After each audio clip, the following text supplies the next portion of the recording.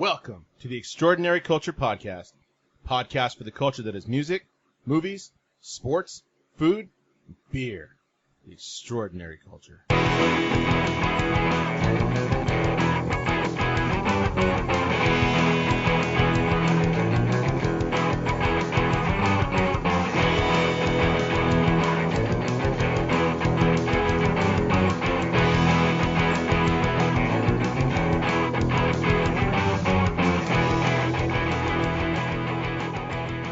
So this is our second episode in quarantine. Dun dun dun. Running low on beer, man. I got beer right here. I got another beer right here too. Just picked up a half ounce of weed. No one's used coffee filters for toilet paper yet? I got toilet paper. We just got some today. Yeah. Because I haven't got Angel Soft. I got decent stuff. It's so funny. So did we. And I'm actually looking at the other stuff that we have, and it's like a Simply Value bath tissue. Ooh, sandpaper in a pinch. It's gonna work. I was able to get Cottonelle before this. Now I got Angel Soft, so I'm doing decent. I got a Costco pack. I got a Costco pack, and then I had a Target one, and then I got a Quilted Northern one chilling in here.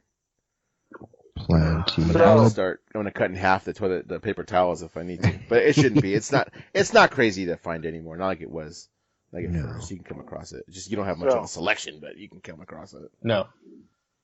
True story. A friend of mine, his neighbor came knocking to his door and said, "Hey, I don't have any toilet paper. I'll trade you a 6-pack of Bell's Two Hearted Ale for a 6-pack of toilet paper." And so, okay, yeah, sure, why not? I would have got it down to like 2 rolls. That's 2 rolls, bro. 2 rolls. You got to come a little stronger than that. Yeah, I know.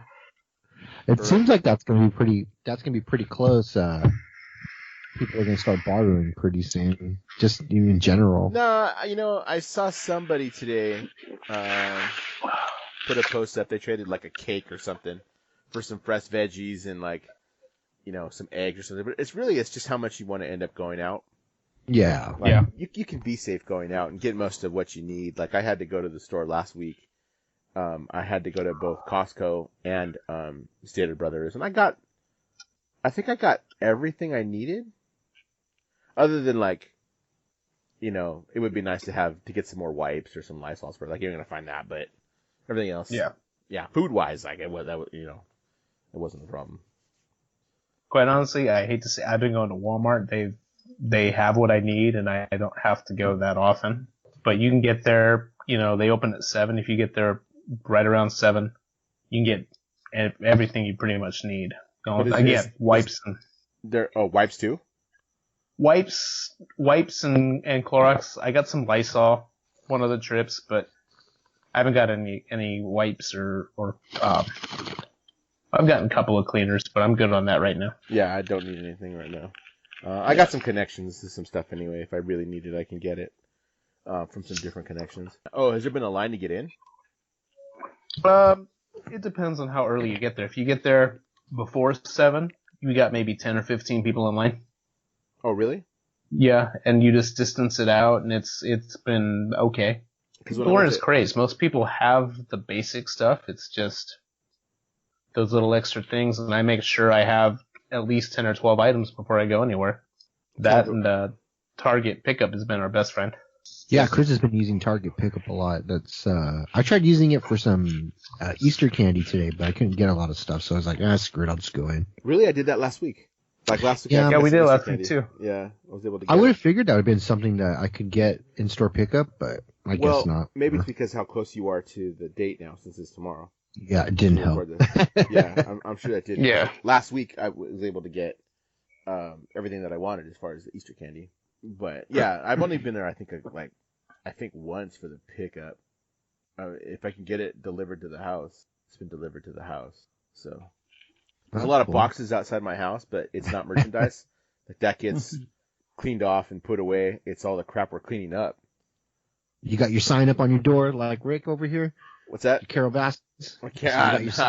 No. Yeah, I saw that shit. What's that? Dude, it has been unsuccessful. Yeah, I put up a sign in the front door for all my deliveries that said, "Did Carol Baskin kill her husband?" and one side of the door is yes, and the other side of the door is no. So they place the package on the side they want, and Amazon, the first couple of packages from Amazon, they were pretty good about hinting at a yes or a no, and they both, one was kind of a questionable yes, and one was an outright yes. Beautifully placed for the yes. Even when he took the picture to say it was delivered, he made sure it said yes. Oh, really? Yeah.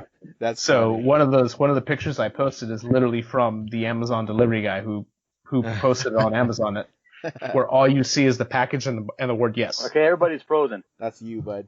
But anyway, today we got 2 more packages, and no, they didn't even play. They put them further away on the boards. They don't want to get near your shit. I know, huh? Yeah.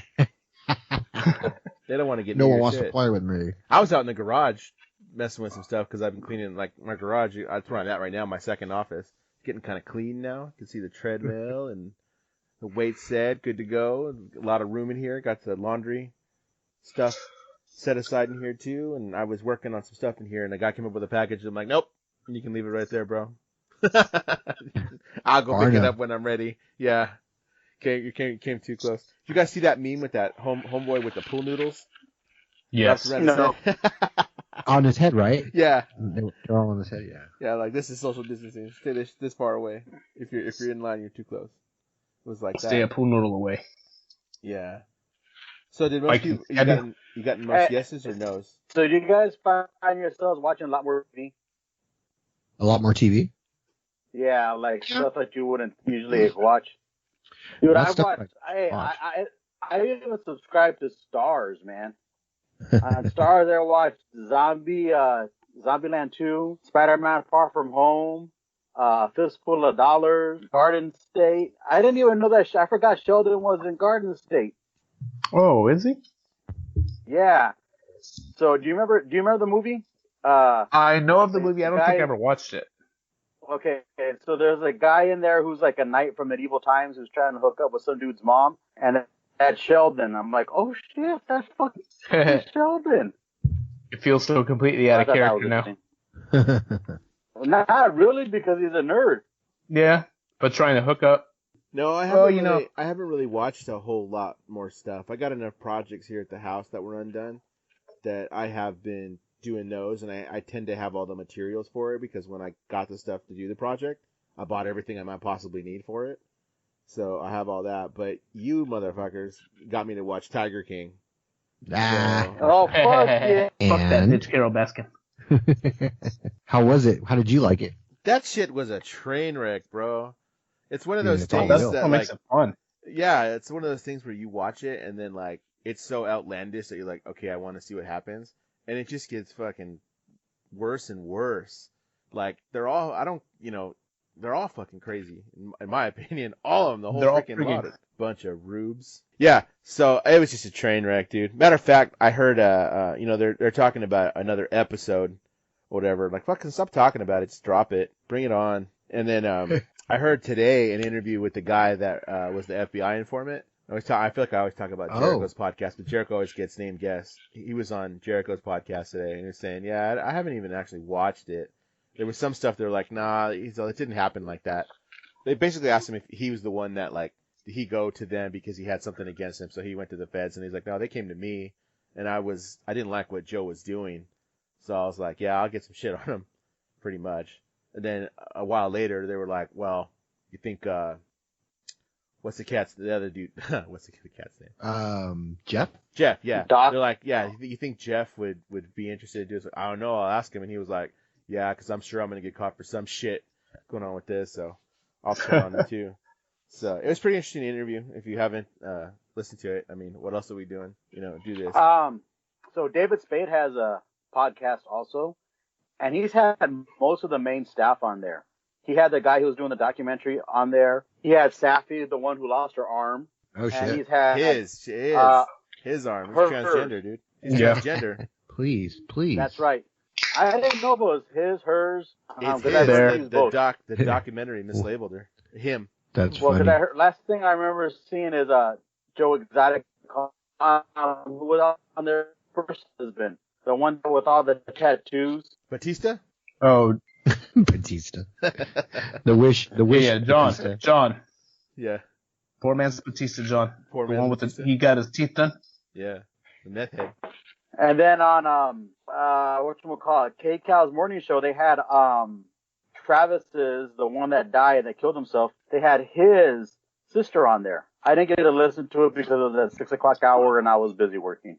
That's when they pull you in to get you. It's the commute Yeah. radio.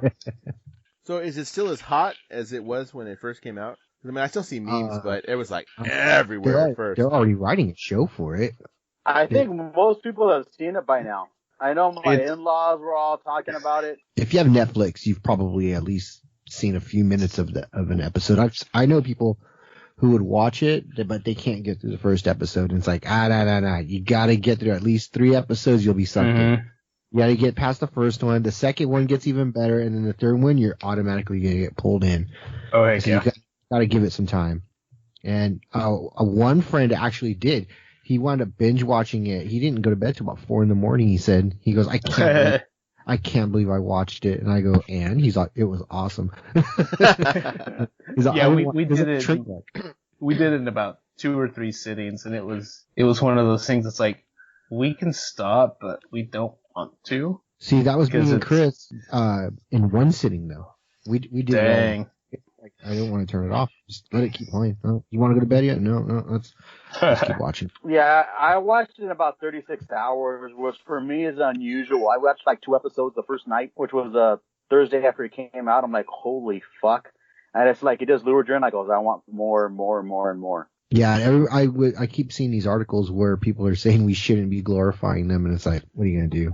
Everyone's home. Ain't nothing going on. Ain't nothing else going on. Do you think it would be a hit if there was still a quarantine? Like, do you think if there wasn't a quarantine, do you think it'd be a hit still? It'd be much more of a slow burn. Yeah. I think that the benefit of being quarantined is the fact that you're like, okay, well, everybody's talking about this. I might as well see what it's about. Yeah, I agree. Well, being at a place where people aren't quarantined and almost everybody has watched it, yeah, I think it'd still probably be a hit. Like Bud just said, it wouldn't be as big as it is now, but I think the quarantine helped it out a lot. Well, yeah, but you're still talking about, even though you're working, when you get home, are you going anywhere? There's nothing to do. So even after you get home, so. All right, you guys want to take a break? Yeah, let's take a break. Cool. Take a break and we'll come right back.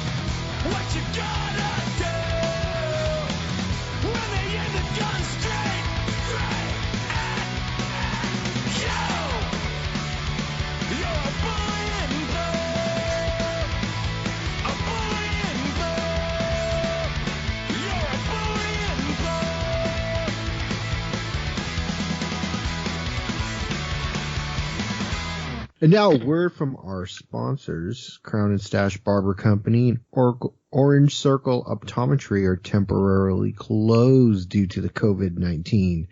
That sucks. That sucks for everybody. But And while the storefront for Made in Riverside is closed, they do have their web store open and available for business. That is madeshopriverside.com. They're uploading new merchandise every day, and they are still available by appointment. So if you make send them a message, I'm sure if there's something particularly you want, they'll be happy to go and help you pick out the perfect gift. Dude, so did you guys see Eric Garcetti's press conference yesterday, which would have been the 10th of April? No, I did not. No. They extended out closures of all non-essential businesses till the 15th, yeah, May 15th. I think, of May. Yeah. I did hear that. They did say safer at home in that, which was interesting. Yeah. It wasn't a stay-at-home order. It was a safer-at-home order. Yeah. Riverside County is going to do that too. I could see them doing Riverside and San Bernardino have been like about 2 or 3 weeks behind from what I've noticed. Like what happens in LA County happens in Riverside about 2 weeks later, and then about San Bernardino County about. Yeah. Yeah. So I'm curious to see what that's going to happen, because what's going to happen there, because man, that'll be bad for a lot of businesses. You're already pushing them out over almost a month and a half, some businesses. Man, I had to go and deliver something to my grandmother in Corona yesterday. And I'm going to tell you right now, dude, you fools in Corona, I've saw so many people not wearing masks, just wandering around the streets and pumping gas or doing whatever, man. No masks whatsoever. And that is a mandatory order in Riverside County. Yeah, but they're not going to get ticketed for it. That's the thing, though. Riverside, they've said the same thing. The sheriff has said they're not going to ticket or whatever, but they're getting bombarded enough that they had to create an app for reporting this for repeat offenders. Yeah, that's what are you gonna do, man? They're gonna wear it or they're not gonna wear it. You're not gonna get all of them. No, you're not. So I now have you know what? 3 masks. I have. As I scratch my face and itch my nose. Well, his stuff's on delay, huh? He's catching the delay, isn't he? I don't know. I thought he was just naturally slow like that. Waka waka waka. We lost you, dude. You have 3 masks, and we lost you. So I have 3 masks. I have 2 Dodger ones and I have a Raiders one. So, and then we get one every day from work, because since we're essential employees, we get a medical mask every day. The N95s, I saw them actually coming through work, and but those are like only available for like if you're doing like if you're a medical. And then if you try to order them online, they're not available till like May if you're lucky. Oh shit! So how do they know who's medical and who's not? I'm sure I guess by the name in your account. On Amazon, you got to click a link that takes you to something different. So just check every account that comes through trying to place an order for this. Something. So if I go through and start ordering medical grade tubing, and I go and I order thermometers, and can I sneak in an N95 mask? Not that I want to. I really don't, but try it and see what happens. I got enough hookups with cloth masks. I'm pretty good. What do they give? That was one thing I was kind of curious about was like when we go back to work at the barbershop, we're gonna have to have those masks. We're probably gonna have to have gloves. That's a lot of businesses that you're gonna be requiring to try to get all these things at once. Right. Man, I'm just curious how that's gonna go down. Hey, can you get through your suppliers, through like your industrial type stuff, that kind of stuff? So we have an account with Cintas. That's who would get any like industrial type of anything like toilet paper or paper products. Mm-hmm. But we're actually canceling our account as of June. So, I mean, I'm not really trying to get anything from them. Everything, we're actually switching to Amazon, to be honest. We're going to Amazon, like reoccurring orders. So we'll just have toilet paper delivered to us. Yeah, we'll just have toilet paper delivered to us, and we won't have to worry about paying Cintas for anything. Probably get a new mat or something, just buy a basic black mat, or they'll probably just, I know they'll leave everything, so I'll need to get Seafold towels. I won't need to worry about the dispenser because we already have them. I just can't lose those keys. I lose those keys, I'm kind of screwed. But yeah, I mean, most of that stuff I was just go on Amazon. That was what we wanted. We've been wanting to do that for years, to be quite honest. We've been using Amazon since the shop opened. I mean, next key before you. What was that, X? Wow, that just sounds weird right now. Yeah, it's your end. It's like your Wi-Fi or something. Say it one more time, though. I think he's frozen. Yeah, I said just make sure you order a key before you unsubscribe to Centos. Oh yeah. Oh, Xavier. So Marvel has pushed back their release dates. Which is something we kind of had questioned in the last podcast. Yeah. Yeah. So, so Black Widow is supposed to come out in beginning of May, and that got pushed back to, November? Yeah. So from what it looks like, every spot has been taken by the spot of the next movie. Yeah, so it's pushing into the next movie spot right now. Yeah. Which kind of works out because there was a couple of untitled, unset up movies in a couple of the spots, so those are in with actual films. Yeah. But that's good because I know there had been talk about moving Black Widow straight to Disney Plus and Mulan, which kind of looked bad that you're taking the two female led movies and just saying we're not gonna put them in theaters, we're just gonna stick them on Disney Plus. Wait, those aren't the movies they said they were gonna put on Disney Plus? It wasn't those. Originally, though, that was kind of like what they were hinting at. They never said for sure that they were going to do it. Only because those were the next two movies to drop, right? Right. That's before they made the decision to just postpone everything. I think that's why, because I think they looked at what they were going to do with Onward and just said, well, we can just put these out so we can stick to our timeline, but then realizing that this was going to take a little longer than they had thought, then said, no, we can probably make some money off those movies. Because it looked like, I don't remember the two movies that they said, oh, we'll probably drop these two on Disney Plus and then not everything else. One of them, like that movie Soul, didn't have anything attached to it. It's still scheduled to be released on like June 19th or something. So we'll see. Is that a Marvel movie? No, Soul is it a Pixar movie? No, it's a Pixar movie. Yeah. Pixar. They hadn't said anything about that, but everybody's kind of saying because they didn't put that in the schedule that might be one of the ones they drop into on a Disney Plus. So I mean, we'll see, obviously, but you can definitely see why they took a movie like Mulan or Black Widow that are gonna be blockbusters and still say like, well, let's make money on this if we can, because you didn't make crap with Onward. You didn't make anything. So I'm gonna see. But if I can it's find become a success in its own right. Yeah. Just some happy fans in the back end there. Yeah, it's become a moderate success. So 40 million is what it made that opening weekend, which it's a movie that should have made and probably would have the word of mouth because everybody said, oh, it's actually pretty good. Probably would have made close to 100 million. Had it been in theaters. Instead now, so you saw it. What did you think of the movie? I loved it. It was a great movie. So it hit a little close to home with our family, with Alicia's family, but I mean it was and that's part of what made it extra fantastic. But it was hilarious. Chris, what's his name? Chris Pratt and Tom Holland. Tom Holland make a great combination. So did you paid to rent? You paid to rent it, right? I paid to get I own it. Oh, you own it? I own it as a digital, yeah. Okay. That's what I was So I went ahead and I bought it ahead of time. I'm like, you know what? I would have paid, I would have gone probably a Sunday morning or something, paid $30 to go see it. I'm willing to pay $20 and keep, not that I'm trying to keep Disney afloat, but I want to show my support. Yeah. I saw the first quarter of it. Me and Chris saw the first quarter of it. It was funny. Yeah, it's great.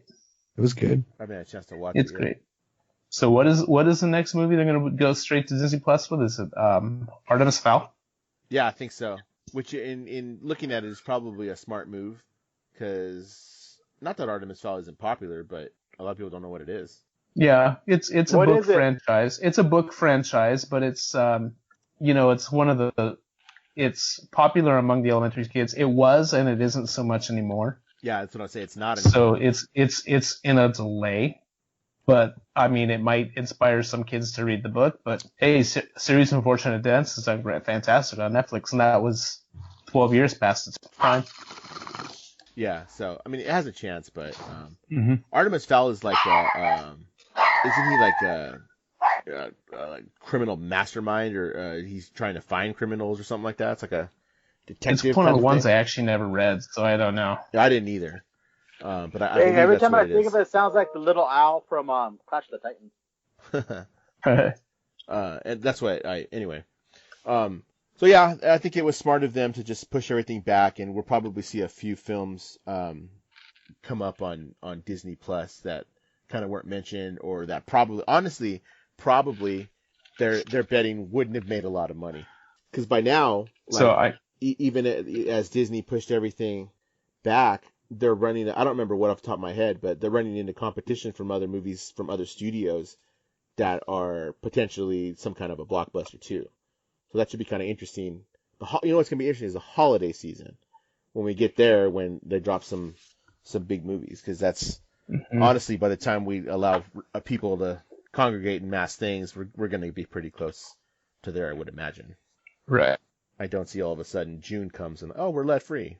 You know. Wonder Woman 1984 got pushed back from June 4th to August 14th. And by August 14th, we should be back to, like, congregating in mass, but we still don't know yet. I mean, they're even talking about the opening day for baseball being July 4th, so who knows what's going to play out. That'd be pretty cool if it was July 4th. I've heard some reports that said you may not even expect sports to happen until November. So, I mean, July 4th would be nice, but you got to be realistic about stuff.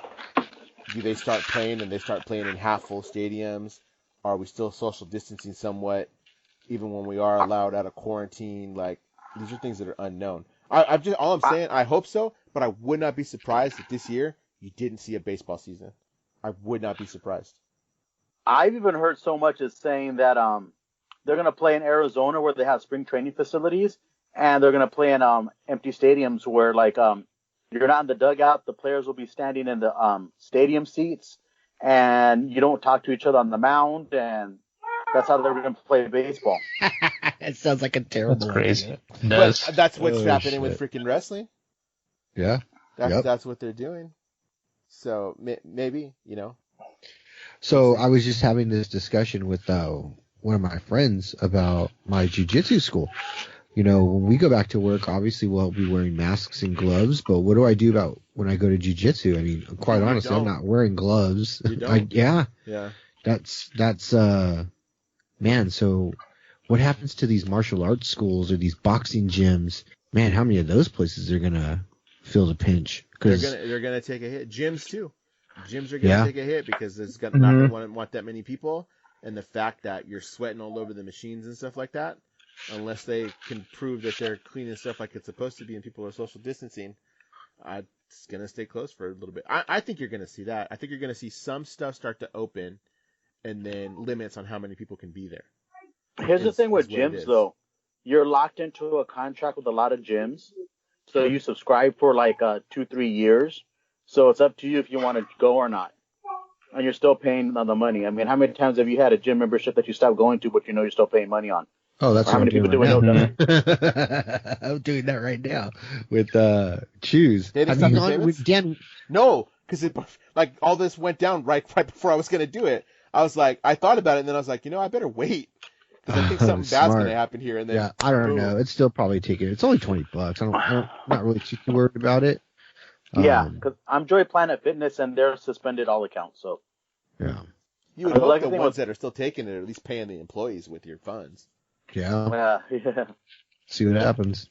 I think they're probably just trying to pay rent right now. Yeah, it's what everybody. Yeah. They've got these small business loans. They've got grants that are available. You just have to qualify. Hopefully, you're running somewhat of a legit business, and if you're not, then hey, good luck, man. It is hot out there to get a net. Yeah, seriously. Did your unemployment come through? No, but I haven't heard anybody's come through yet. I do know somebody that got denied though. That was unfortunate. I know a couple people who got emails or mail about stuff that they had to send back. Yes, so, I got one of those as well. Okay, I did get. Okay, yeah. Well, you're at least in the system then. Okay. Yeah. And then I keep telling everybody, I'm like, hey, this ain't my first rodeo. I am golden, Pony Boy. Well, I don't think Rick and I qualify for a stimulus check there, so. I should. Why With would the amount of money you made? Because there was a cap on the money. 99. Yeah. No, it's $150 for married filing jointly. Oh, I'm questionable. So, no, I'm not there. We're not there. So. Oh, there you go. Well, that's good. Well, at least you're doing it right. Dan, hopefully you get one.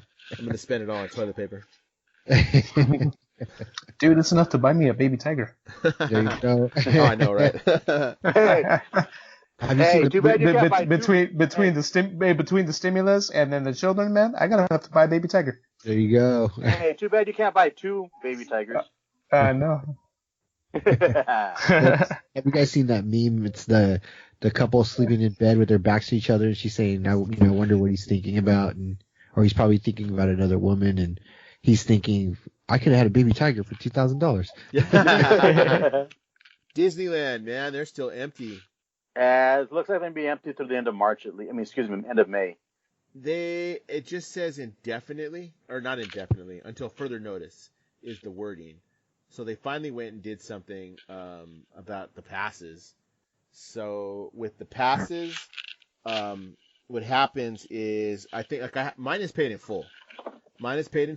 So I just get however long they're closed, I get that many days extended on my pass. And my pass my pass already expires in I think August. So looking at least 2 or 3 months on it, I'm looking at probably October, November when my pass will be up.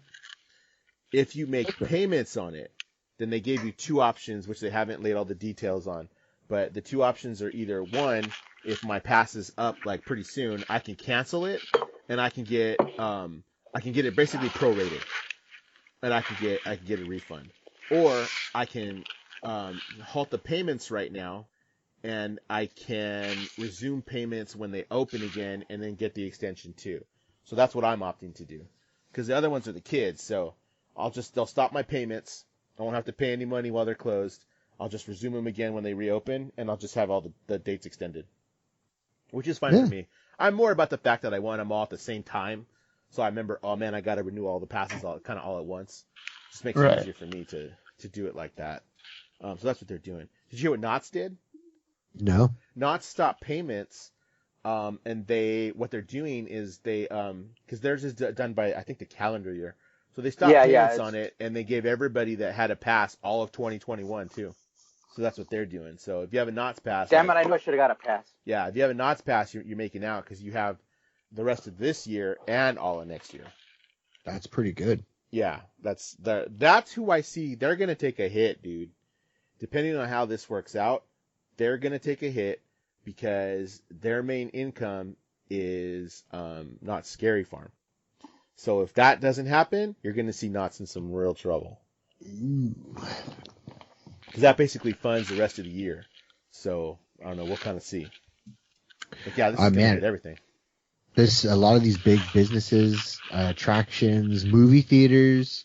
AMC, there's reports that AMC may not recover from this.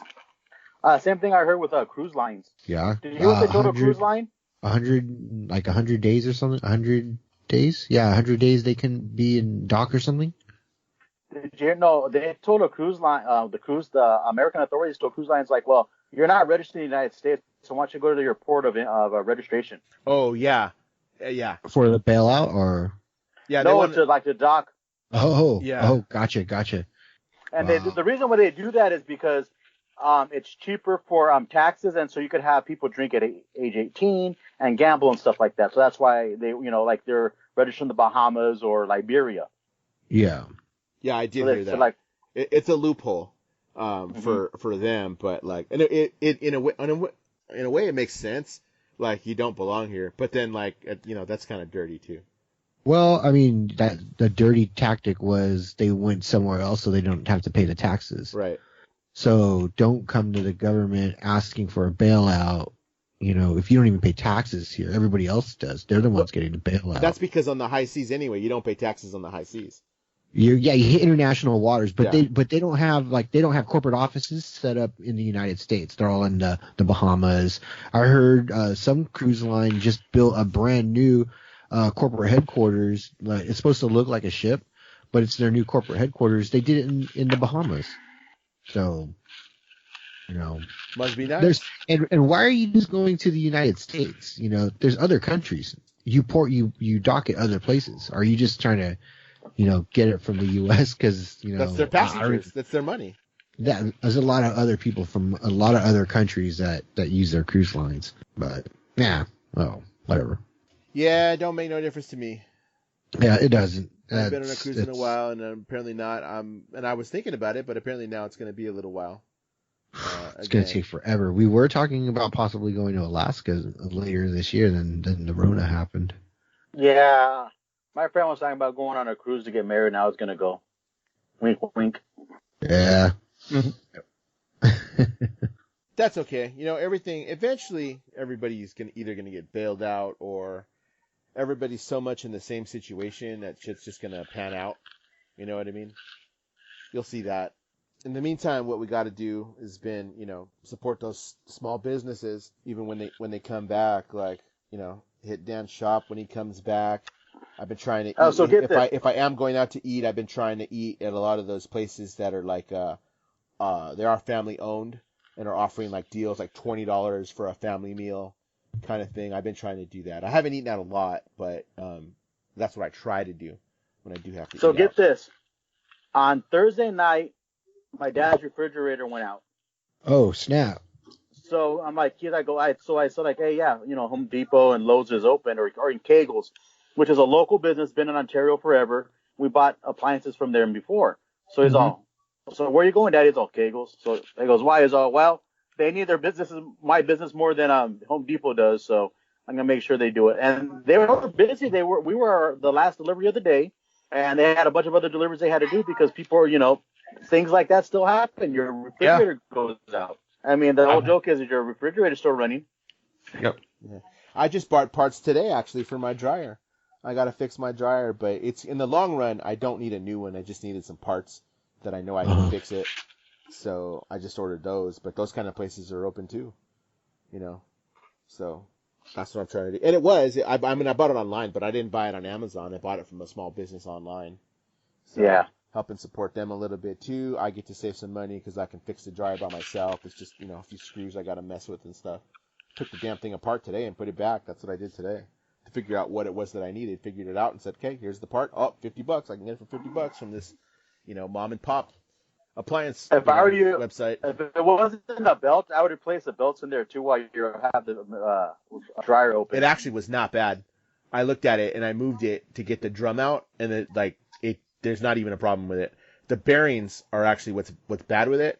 So I got the bearing and the bearing cover. I figured I'll replace both since I got the damn thing open anyway. Yeah.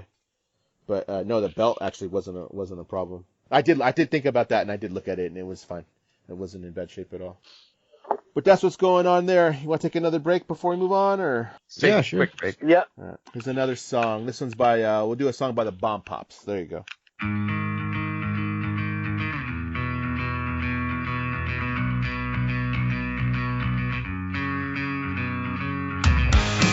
Seems like things are getting worse. You're the black cat on my path. You cross me and I'm cursed. I'm a victim and you're the plague. There's no cure and I'm less conscious, but I'm dying in decay.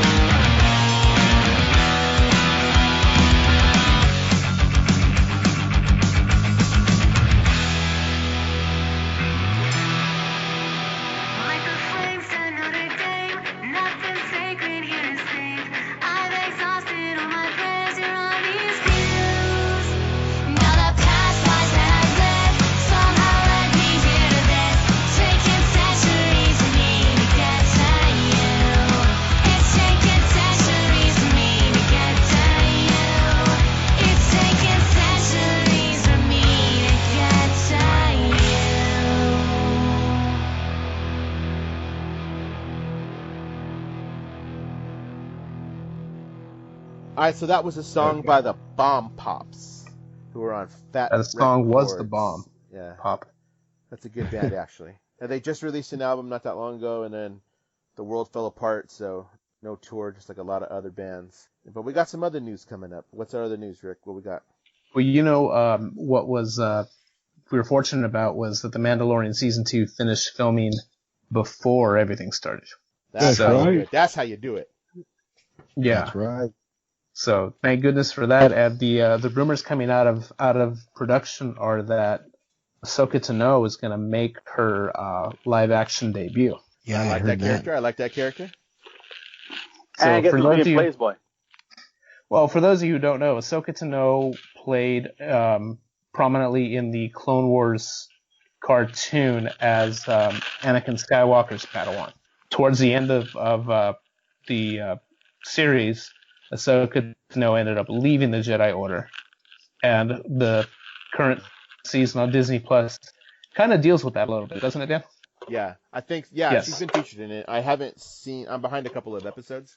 I watched the first 4, where she got introduced. I haven't seen those yet, so that's the next thing I'm going to binge, those next couple of episodes. So hopefully sometime this week I'll have caught up with those. And then she later had a recurring role in the Star Wars Rebels series as well, Yeah, where we see her. She's not a Jedi Knight, but she is still a Force sensitive, and she still uses lightsabers. But at the end of that series, she was on a search to find one of the Jedi Padawans that had risked his life to kind of stop the major battle in that, Ezra. But throughout the series, the animated series, she's been voiced by Ashley Eckstein, who is former Angel David Eckstein's wife and the creator of the Her Universe line that's available in Hot Topics and different places like that. But I didn't know that. Yeah. I didn't know that at all. That's crazy.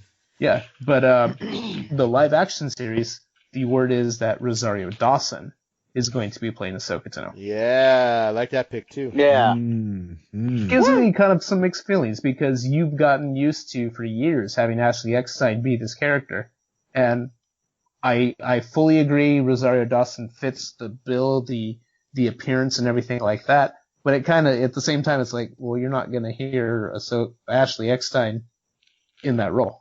Yeah, that's the only downside about that. But the plus side about that is Rosario Dawson, so it works out. It's called balance. It balances the Force. I recently read an interview with Ashley Eckstein, and it says, she goes, you know what? I don't know anything about that. I don't know anything about a live action. This is the first I've heard about it. Now, I don't know if she's just covering her tracks. That way she doesn't, like, there's nothing conflicting going on. But she did say, goes, well, I do wish Rosario Dawson the best of luck on it. You know, it was rumored for a long time that it was going to be Rosario Dawson. Maybe just Ashley was never she fought considered. for the role. Yeah, She fought for the role. Well, yeah, but it's been a rumor for a long time. And then, not that anything wrong with Ashley Eckstein, but she's a voice actress. So, you know, sometimes studios just don't see that as translating. Right. So, I mean, we'll see. But like for everything I've ever seen about Ashley Eckstein, she's a very upstanding person. So. Oh yeah. Yeah, I got nothing bad to say about her. So she doesn't need to do it for the money. I mean, between Her Universe is like super popular, like really popular. So because that's the first line of clothing made for ladies into this kind of stuff that it didn't exist before really. So, you know, not in a fashion sense. I mean, you can get a Star Wars tee in a ladies cut or something, but not what she's doing with it, with the dresses and stuff like that. So it's like, no, like don't they have a fashion show for Her Universe, Rick? They usually do it like a fashion show for that. So like, no, she's fine. I'm okay with it. And I'm sure in the long run, she's okay. They usually have a big old booth for her at Comic-Con and celebration for her. It did. They did last year. So last year, the Star Wars stuff, the presence last year at Comic-Con of Star Wars was actually kind of small.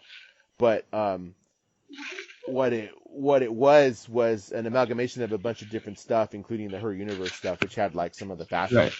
It wasn't a huge presence of Star Wars at Comic-Con because Celebration is supposed to be this year. We'll see what happens there too. And with Comic-Con, I was actually talking about that the other day. If you guys remember, 2 to 3 of you.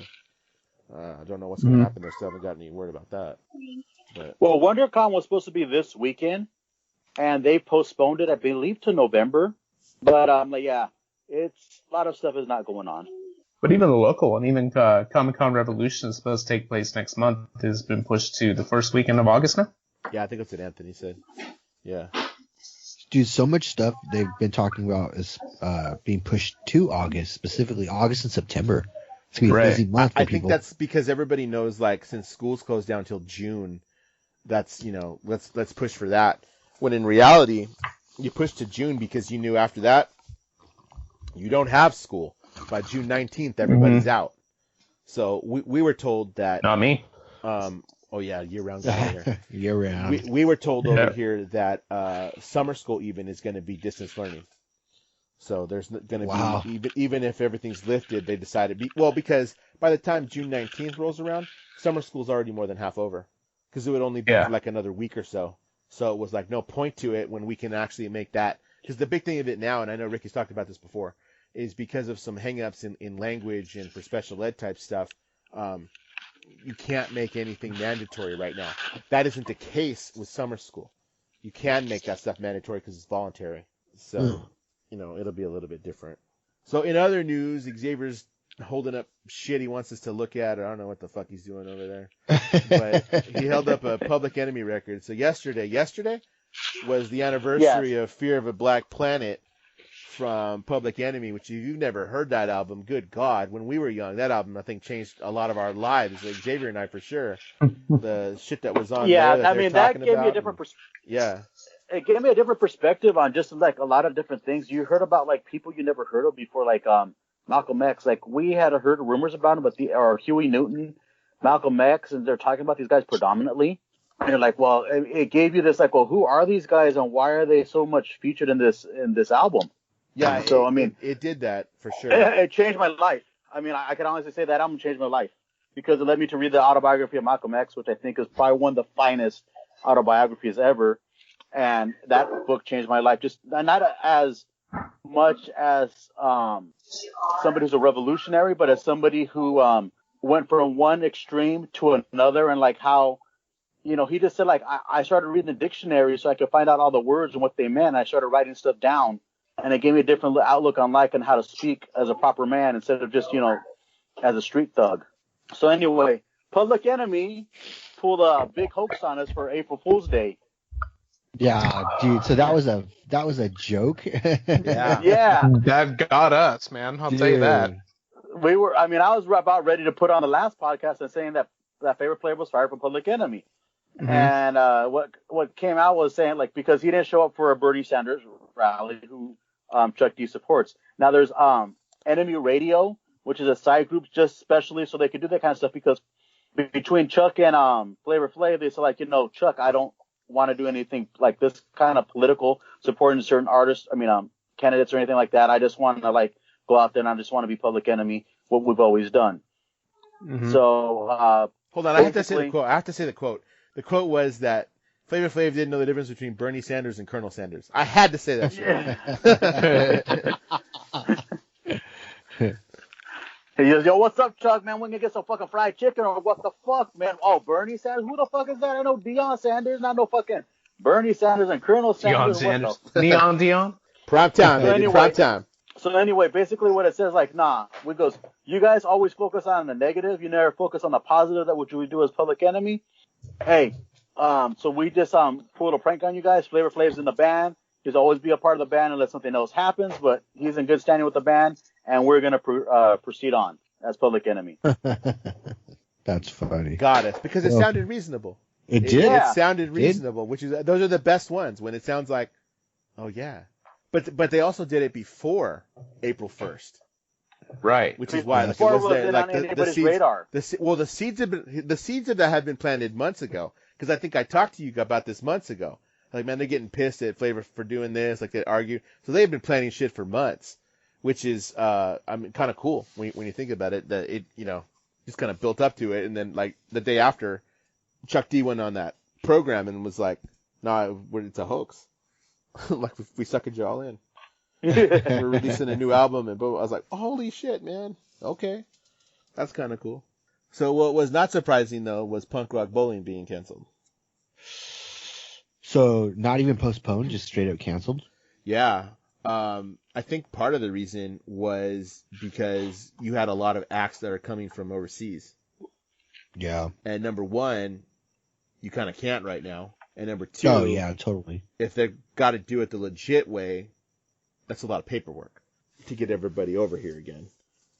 Shit wouldn't be processed by the time, or you're talking about potentially processing a couple of times if you have to move the date again. So just because of the logistics of that, they said, you know what, we're just going to cancel it this year. But apparently talked to all the headliners and a lot of the bands that were coming from out of the country, and they said, well, we'll commit to doing it next year. Because it's always kind of the same time frame. So they can commit to doing it the following year. Like Barstool Preachers. Have you ever heard Barstool Preachers? Oh, they're fucking awesome. You never heard Barstool Preachers? They're fucking awesome. But I believe they were one of the bands that were there, and they said, yeah, we can't. They were trying to postpone, and they said, if we postpone, we can't do it.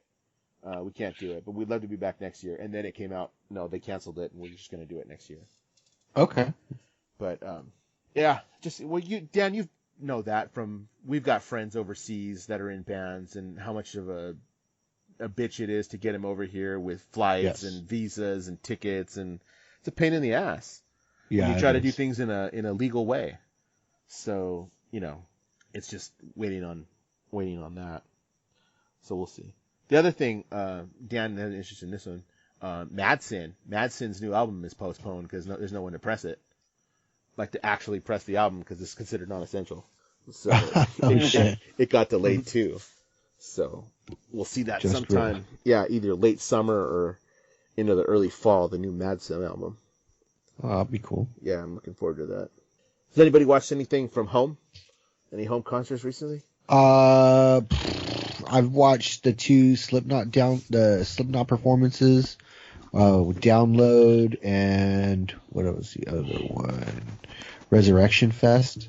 They just released them. I remember they would release clips certain songs, but then they wound up just releasing the entire fully edited concert footage, and then they just did one for the Download Festival. I think they just released it the other day. It was pretty cool. I remember when we saw them at Knotfest. I really liked it. I forgot how much I actually liked Slipknot. But they're a band that I would never tell you that I was a fan of, but every time and at first I didn't like it. When they first came out, I was like, I don't know. But I've heard multiple interviews with what's the singer's name? Corey Taylor. Corey Taylor. Yeah, I've heard numerous interviews with Corey Taylor. The way he talks, and just as I've heard songs again, I'm like, yeah, I actually do like this. This is interesting. I can hear it now. I can hear why it's appealing, and you do catch. And everybody thinks a lot of the crap we listen to doesn't have melody, but that's not true. It's still structured in a very weird. There's melody there. You have to, it's loud and fast, but there is, some melody to it. It's a basic song, and it has it has a math to it, a structure. So, yeah, I can tell you that I actually like Slipknot too.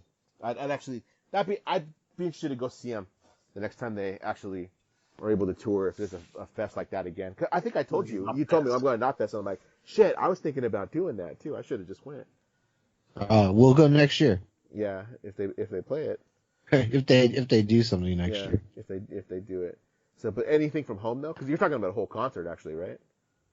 That was a whole concert, yeah. Yeah. What about anything? Anybody watch anything at home? Just people. Yeah, I've been watching. I watched. I think I'm watching Frank Turner at least once a week. He's doing a really cool thing though. Is he's putting on a weekly show, and he's playing an album in its entirety. And each time he does it, he has a link on the page for a specific venue in England that needs support. Oh, that's cool. Oh, wow. So they're GoFundMe. So as you're watching, you get the free show. But he's always like, if you can, throw in a couple of quid just to help them, flip the bill right now as they're going through these times. So he's doing that weekly. He's done his first two albums, and then he did his compilation, which was the first 3 years of stuff he did when he was touring. So that's been really fun. Brian Fallon from the Gaslight Anthem has been starting to kind of dabble in it too, and he just released an album last week called Local Honey, and that's a good album, good little soulful album. He's done a couple of shows, and then a couple days ago, Dan Andriano from Alkaline Trio did a show with he and his daughter was running the camera, and he was just doing a mixture of his work and some Alkaline Trio stuff. It was a lot of fun. That's cool. I watched today. I watched Popeye Vogelsang from Farside do something on his in his living room on the couch. He played for about an hour. He played some Farside songs, some of his solo stuff, a couple of Game Face songs, Sensefield, Dramarama. It's an eclectic little mix. It's pretty cool though. He had about 300 people watching him. And I mean, he's not a huge star. Farside was pretty big when they were a band, but they haven't been a band in 20 years. So yeah, I've seen as many as I think a couple of times. I think Frank Turner hit close to 10,000, but most people are maybe 2. Yeah.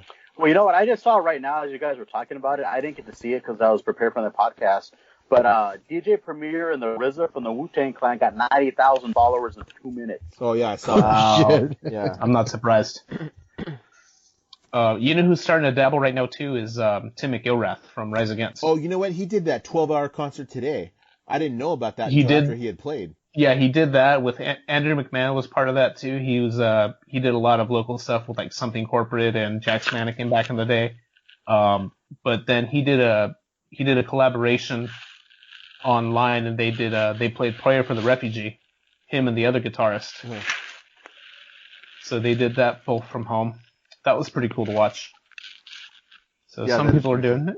Yeah, it's slowly getting bigger. I mean, and a lot of people are trying to do it for a cause. You know, Brian Fallon, he goes, if you want to give me money or tip me, he goes, don't tip me. Go give it to Habitat for Humanity or do this, and like Frank Turner says, he goes, I got merchandise streams coming in. I've got book deals that I have that I'm making money and income off of. He goes, it's these venues. It's my touring band. The first one was for his touring band. They're the people that need it right now. So I'm going to do everything I can to make sure they're getting paid.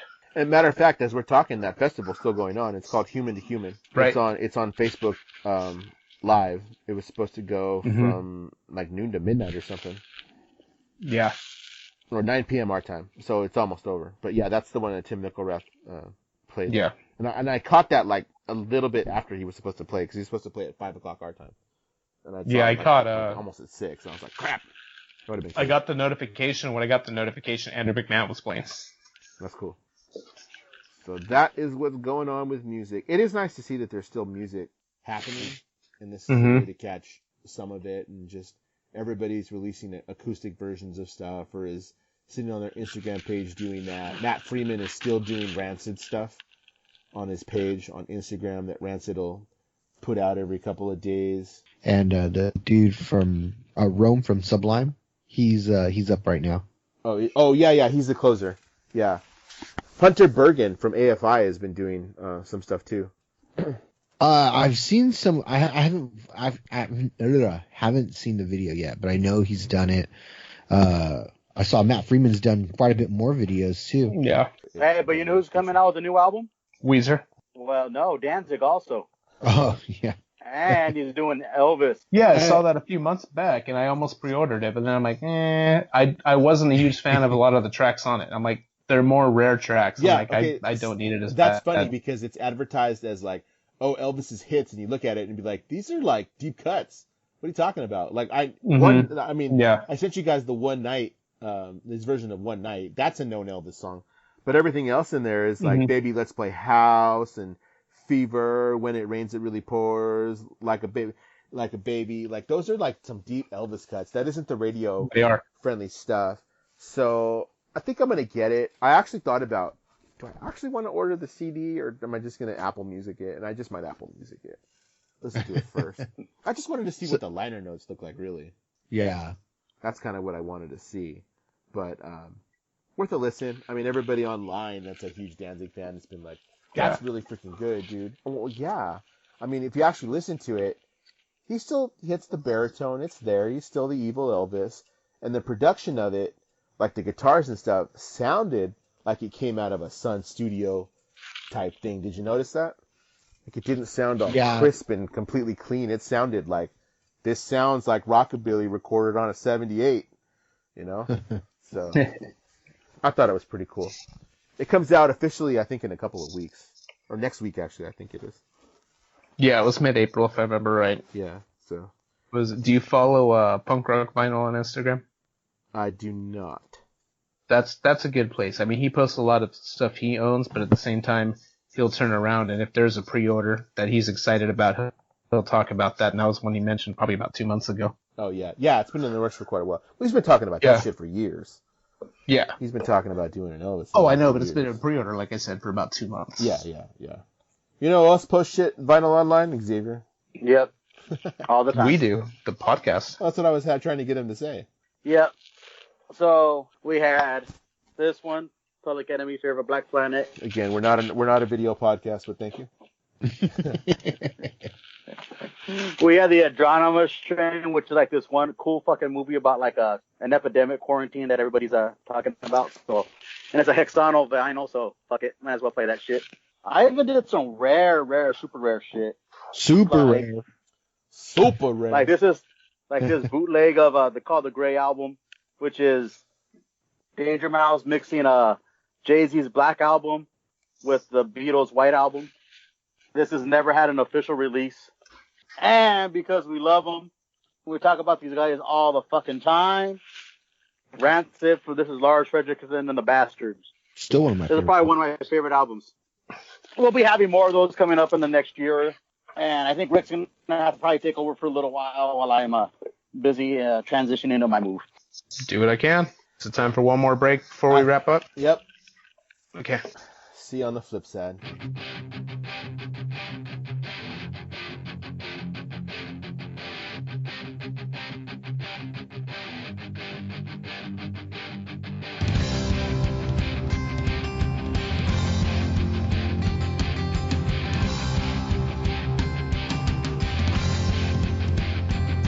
He was a hell of a drinker, not much of a boyfriend. In between jobs, it was kind of a trend. She was easy on the eye, so hard on the heart. She had her bags packed, yeah, she'd been running from the start. There was something about her, he couldn't let the chance pass. In a heartbeat that felt like an age, he gave her courage to ask. A million heartbeats later, they sat inside some pub. She doesn't know why she likes him, she says it must be love. He picks himself up off the mirror and dusts himself down again. Without a warning, he says, I don't know what you ever saw in me, darling.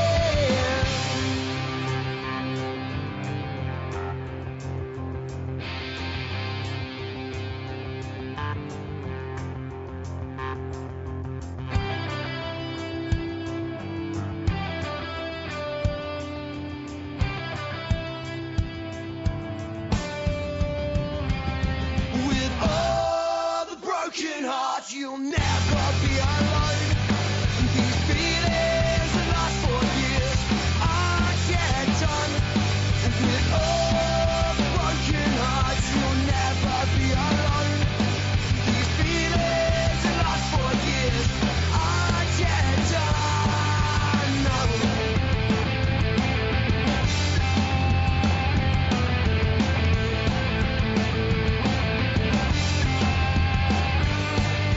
Kinda gotta wonder how he stays wasted every night. She says he makes her feel safe, so I guess that's sort of right. Safe didn't cut it when the boss knocked at her door. With a tear and a packed bag, she was running some more. She caught a reflection of the pain as the bus passes by. She says to herself, not this time. Flies back home, takes his head in her hands and says to his face, I fucking love you, I don't get it, cause I don't know what you ever saw in me, darling. I don't know what you ever saw in me, darling. I don't know what you ever saw in me, darling. I don't know what you ever saw in me, darling. I don't know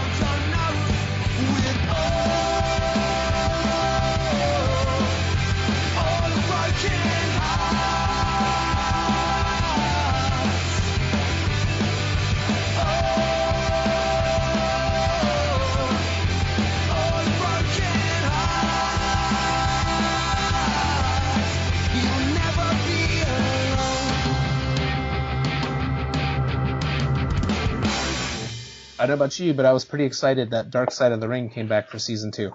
Yo, yeah. Yeah. So this is a great show about kind of some of those, the seedy underbelly of the professional wrestling world. We got some great episodes in season 1 talking about the relationship between Macho Man and Miss Elizabeth. Oh, yeah. The death of Bruiser Brody, the Montreal Screwjob. Some of those moments that we... Yeah. I mean, and the thing is, these were things prior to the internet being so prominent. So there was always these rumors about what happened, but having the documentary show where they go back and talk to these people and you get those perspectives and those point of views was something that's absolutely fascinating. This is a good show, even if you're not really into it, because you get to see it's a drama of it all. It's real. It's what happens in wrestling. Wrestling's a fucking soap opera.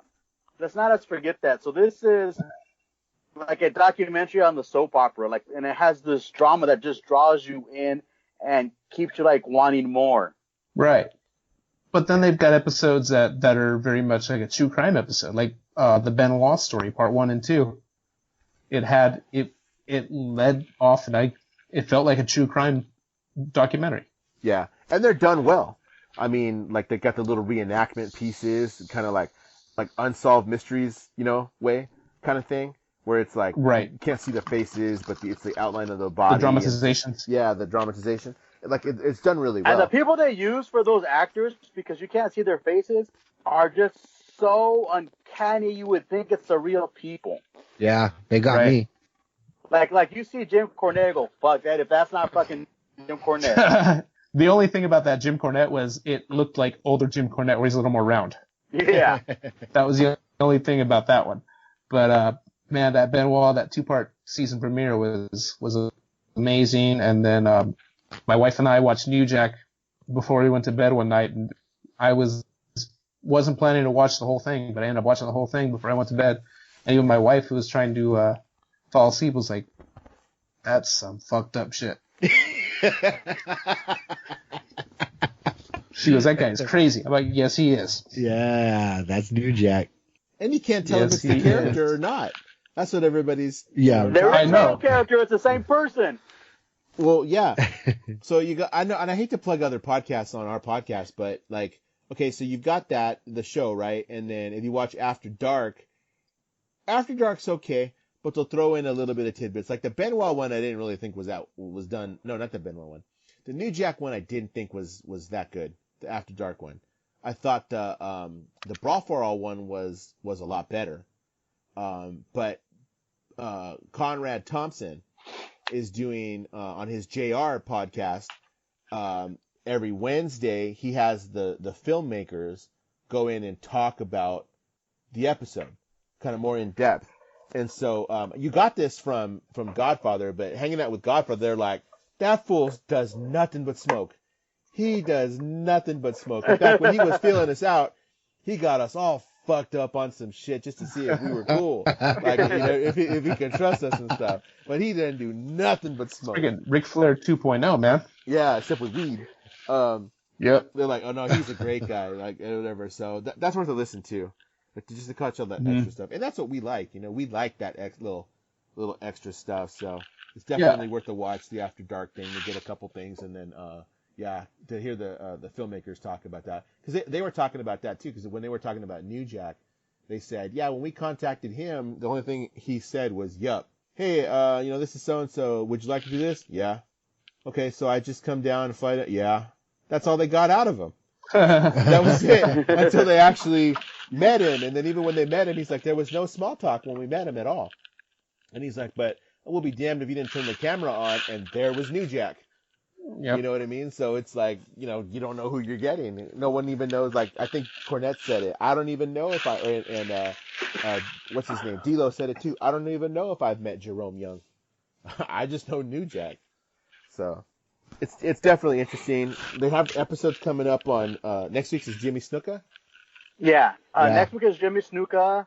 The following week is, Dino Bravo. And then coming up, we have, David Schultz, which I believe he's the guy who got beat up by, No, he beat up, Stossel. He beat up Stossel. Yeah. Yeah, then the next one is, Herb Adams in the UFW. then we have the Road Warriors, and then Owen Hart. Yeah. That's going to be freaking, I'm going to cry at That's that going to one. be that's the tearjerker. Yeah. Yeah, totally. Yeah. I remember watching that pay-per-view live. Remember we watched that? Yeah. Yeah, we did too. And like, oh man, like what the hell? I watched that not that long ago to see just how they had handled it. And it was pretty crazy. To see Yeah. like, how do you deal with that? Do you keep going? The show goes on. And the Benoit thing. I should see if they have that episode of Raw. Or do you think they cut that one out? Is that episode of Raw on the network? I don't know. I've never looked. I think it'll be a cut, but you might be able to find it on YouTube. Daily Motion. Mm-hmm. I remember like it was yesterday when that tribute, and then the next one come on, and Vince McMahon make that announcement, like stuff came to light, and you, besides me mentioning it right here, you will hear no mention anymore of Chris Benoit. And then you didn't. You can't say his name anywhere. Nope. But you can sure try to hang someone from a weight rack Yeah. in the last man standing match. Yeah. So WrestleMania. Okay, so Good segue. they had to ad lib all that, right? They had to like just call all that shit on the fly, because whatever it was they're supposed to do in the arena, they had a bunch of stuff planned for the arena, but then once it gets moved there, like we didn't have a plan. We went in 40 minutes they had, and it was like we did that. Yeah, everybody. As soon as you saw that, well, first of all, you saw him pull his arm through there, right? You saw him put his arm through there, so he wasn't no danger. But then you're like, that on a weight set, that's probably not the best visual, if you remember those things. But we're getting to an era where, especially kids don't know who Chris Benoit is. Yeah. So, and they won't. No, they won't. Which is kind of sad at the same time, because he was actually so good. But yeah, that was done in 4K. But, well, with some high spots, but WrestleMania, if you want the in-depth, Kayfabe episode 14, season 2, episode 1, just dropped. So that's on our feed. If you're listening to this, you've got access to that too. But we'll just give you some high spots, I guess, what we thought about I think they WrestleMania. did the best job they could, having no audience. And it was quite honestly one of the more entertaining WrestleManias in recent history. I thought it was pretty good. I think if we're going to have a prolonged gap right now where there's going to be no audiences, that some of those cinematic matches, thank you, are going to be the way to go.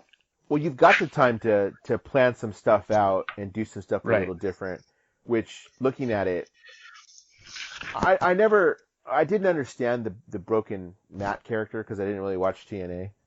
But I mean, I know it was over, and that's fine. But looking at the situation that you're in and how good those two things were done, yeah, I don't know if you can get that top quality production all at once, but you can definitely do some more stuff that's like that would get over, especially if you're not having an audience and you like. It seems to be right now what they're going to do is go in and tape a few weeks of stuff, like at a time. No. Vince McMahon wants to do it as live as possible. That's a mistake. Yeah, it's a big mistake, but he wants to try to uphold his quote unquote contracts the best he can and record them maybe a few hours before they have to air. So did you hear today that one of their employees actually did get diagnosed with COVID-19? During the WrestleMania tapings. Yeah. Oh. Well, no, let's I read some stuff. During that let's time get it clear. Okay. So he was there. It's not a wrestler. He was there during the tapings. He now has actually recovered from COVID-19, but he was exposed after the tapings. So they're saying the risk to the talent and the other people that were there is really low. Yeah. Because he was it was before he'd actually been exposed and caught it. But they had to send, obviously their talent emails, so just to let you know, this is what's going on. So I've heard it was an on-air personality, but not someone on the roster. Okay. I don't know. They redacted the. I don't know how true that is, but yeah. Well, I heard it wasn't an on-air talent, but anyway, I took that to mean anybody that actually wasn't on camera was a crew member of some type. What do I know? Because they probably won't release the name. because of privacy issues. And I did hear today too that the Miz was sent home because he actually did have the flu.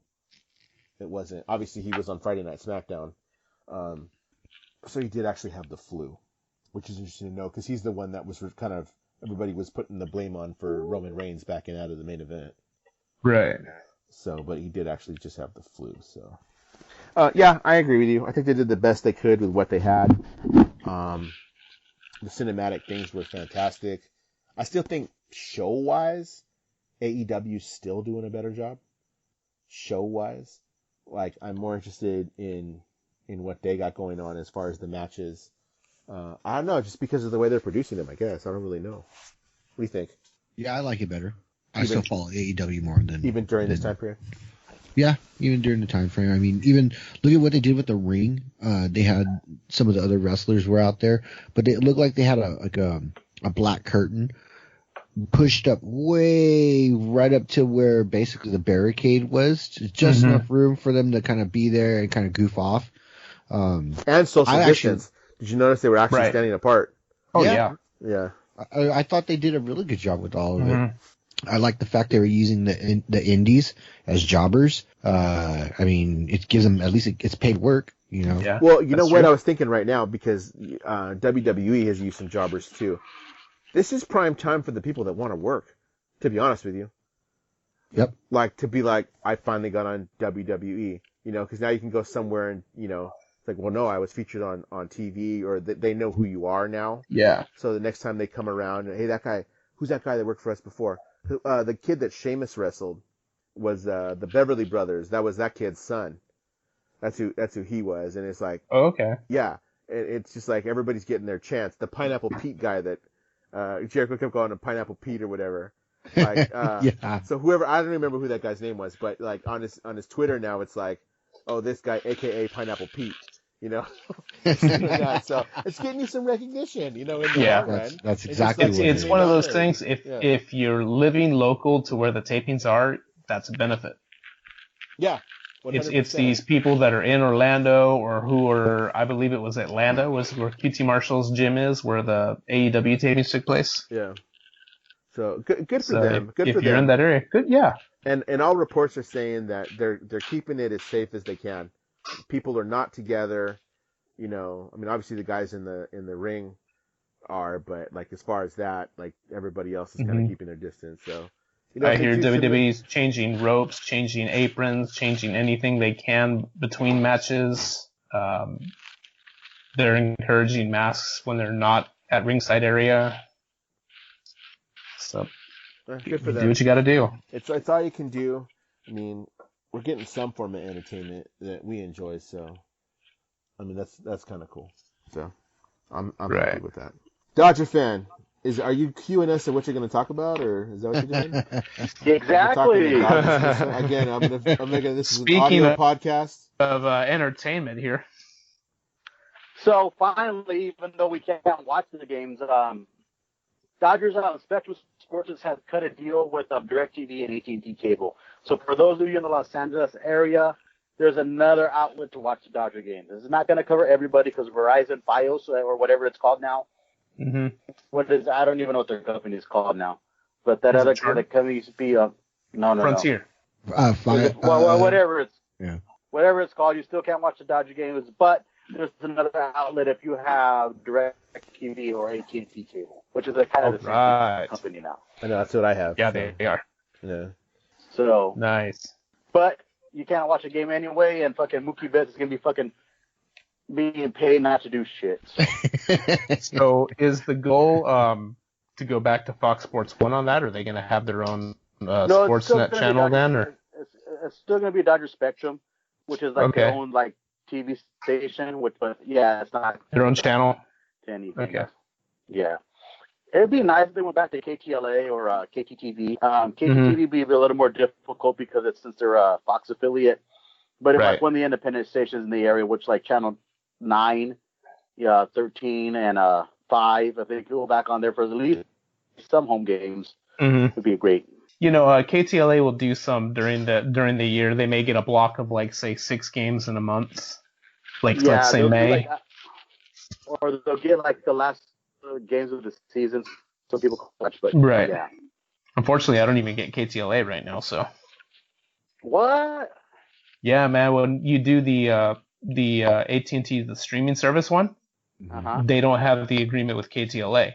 DirecTV and I believe Uverse still have it, but when they built the ATT TV, they didn't get the deal with it. So I don't get KTLA at all. Man, I don't even know what's like KTLA anymore, other than the morning news. And that's the thing, is I enjoyed watching the morning news. It is what it is. Yeah. So we also You know. got a Hall of Fame announcement for Kobe Bryant, Tim Duncan, and Kevin Garnett. They'll be That's a going good to the Hall class, of man. Fame. Yeah, this is probably the best class that they've had in a long time. So we got to show this off. I got my. I know we're not a video podcast. I don't give a fuck. I got my Kobe Bryant number 8 jersey, which was his Take some of original number. these So probably selfies, one of the man, and we top- can put them in the YouTube upload. And I also got my Kobe Bryant 24 jersey. Of course he does. Of course he does. So yeah, that's probably one of the strongest classes we've had it going in the NBA for a long time. It's just unfortunate that he's surrounding himself. I mean, and it was an easy choice. He's the first ballot Hall of Famer. Charles Barkley just said recently, Kobe Bryant's the best basketball player I've ever seen, besides Michael Jordan. Which, I mean, we could all agree with. Right. But, again, man, even in sports here, one of those things we're never going to probably see again is, what is it, the LA Wildcats? Oh, Yeah. man, that's dirty. I still have to ask But, Ashley how yeah, he feels about that. Yeah. XFL has officially shut down Wait, Yeah, did operations. they shut down operations for now or in general, or like not coming back in 21? Like, is it completely done, or definitely this season? Next year, Definitely they don't... this season. There are no plans for 2021. They have released most of the employees, and then the players they had let search for contracts in the NFL or CFL. So I mean, yeah, it's pretty much dead. I think it might be a rebuild again, because again they had that 3-year deal. That was a lot of money, though. You're gonna lose. Oh, Vince They McMahon refunded pissed on that one. season ticket holders, is what I heard. Oh, did they? Or that was the plan. Well, I'm talking about the company. How much money did Vince McMahon lose on this? Millions. Quite a bit, because he was pretty much the sole investor. Yeah, he sold a lot of stock. Yeah. He's gonna have to sell even more stock just to try to get it back up, or you call it. I don't think it's I think you have to call it a wash. How much? I mean, I know he owns a buttload of stock, but how much of a controlling stake does he still have? Yeah. At some point, you gotta consider that. I think he's just done with it. He's just like saying, fuck it, I can't. Hey, he tried, and this time it was good. Fool me once, shame on you. Fool me twice, But this and that was wasn't the even, thing. This wasn't even his fault. That's No, what it sucks. wasn't. It wasn't. But the from what I'm reading is the profit margins were so slim on it to begin with that they needed to have literally these first 2 seasons go off without any hitches whatsoever to even start really turning a profit. Mm-hmm. So with that being gone, is it even worth trying at this point? Or do you just take the hit like John Carter? Had to throw that in there, sorry. Yeah, I don't know, man. Like, that poor guy's. That's just not destined to happen, apparently. I guess not. No. Yeah, it's a collector's item. If you think about it, there has never been a successful second league for any sport. Okay, baseball, they've never had a successful. They never had a successful second league. Minor league is a developmental league. NBA. I said the had Negro League. Well, it's no longer around. We don't do that. Yeah. Well, that was that's a good thing though. Yeah, that's a very good thing. The NBA had the ABA, which was ran in the 70s, and that got absorbed into the NBA. And now we have developmental leagues. NFL, they've tried with NFL Europe, World League. What's that one that fucking Donald Trump owned? The USFL. USFL. NFL Europa, which was like NFL Europe again. None of that's ever worked out. There have always been developmental leagues. Yeah. It's not going to happen. I'm sorry. It's hockey. I mean, yeah, you have a lot of independent leagues in Canada where you could support it, but still, the NHL is always going to be the dominant one. Even in soccer, they've had like other smaller leagues other than MLS, but these are just smaller leagues that they can't even compete with the MLS right now. So there's not going to be a second league. I mean, the people have to really want it. And unfortunately, in places like us, like in California, there's too many other things to do in California where you're not even having people selling out baseball games and football games. Mm-hmm. I mean, there's been days in California where you've had the Angels play, the Dodgers play, UCLA play, USC play, and there's been a soccer game. That's before we even had professional football back in Southern California. We kind of really don't need it in Southern California. We already have too much other shit to do. We have the beach and the mountains. Right. Plus, nobody can get to anywhere if you have all those things playing the same day.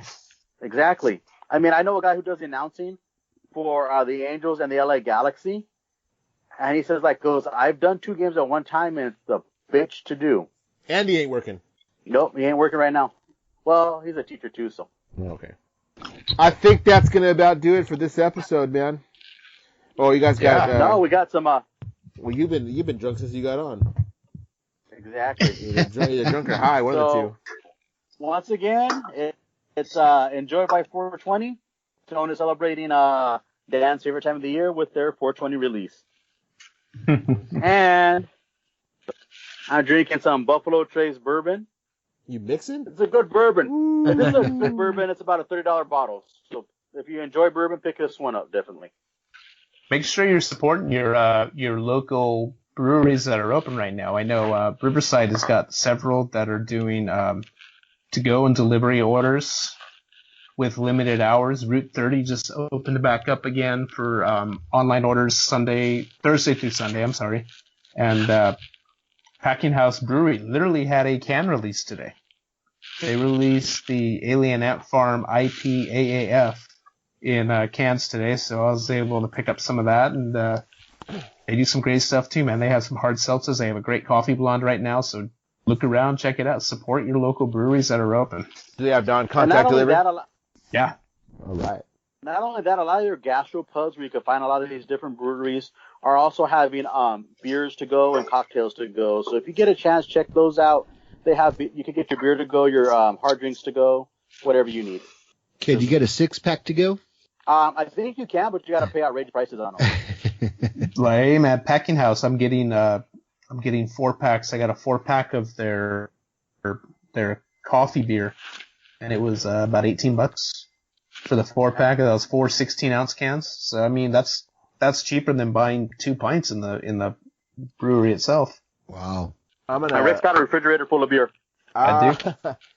I'm gonna find a way to open my own AA after this is over because everybody's gonna be a fucking alcoholic.